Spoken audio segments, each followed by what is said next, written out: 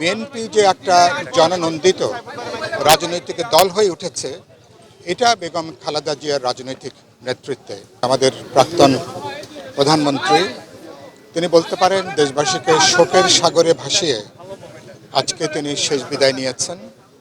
এরকম একটা সকাল শুরু হবে, এটা আমাদের জন্য ঠিক এখনই এটা প্রত্যাশিত ছিল না।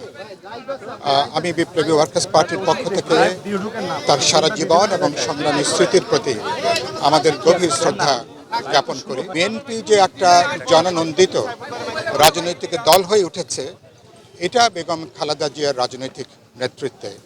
এরশাদ সামরিক স্বৈরতন্ত্র বিরোধী আন্দোলন থেকে শুরু করে এবার শেখ হাসিনার ফ্যাসিবাদী দুঃশাসনের বিরুদ্ধে গত 15 বছরের যে লড়াই, শেষ দিকে এসে তিনি শারীরিকভাবে উপস্থিত থাকতে না পারলেও তার অনমনীয় মনোভাব, যে মনোভাব, তার দৃঢ়চিত্ত, তার যে রাজনৈতিক তার যে দৃষ্টিভঙ্গি, সেটা এবারকার গণজাগরণ গণ অভ্যুত্থানও এটা একটা গুরুত্বপূর্ণ অনুপ্রেরণার উৎস ছিল।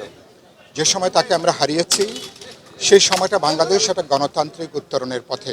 এরকম একটা সময়ে তাকে চলে যেতে হবে, এটা এটা একেবারেই ছিল অনাকাঙ্ক্ষিত, অপ্রত্যাশিত।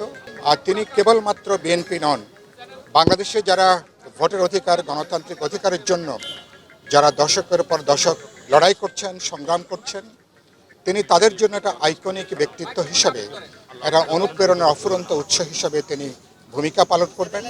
আপনারা জানেন যে তাকে একেবারেই ব্যক্তিগত প্রতিশোধাত্মক জায়গা থেকে একটা মিথ্যা হয়রানিমূলক মামলা দিয়ে তাকে সাজা দেওয়া হয়েছিল এবং তাকে যেভাবে অমানবিক পরিবেশে তাকে জেলখানায় তাকে কারারুদ্ধ করা হয়েছিল, সেই যে তিনি অসুস্থ হলেন, আসলে সেই অসুস্থতা তিনি আর কাটিয়ে উঠতে পারেননি।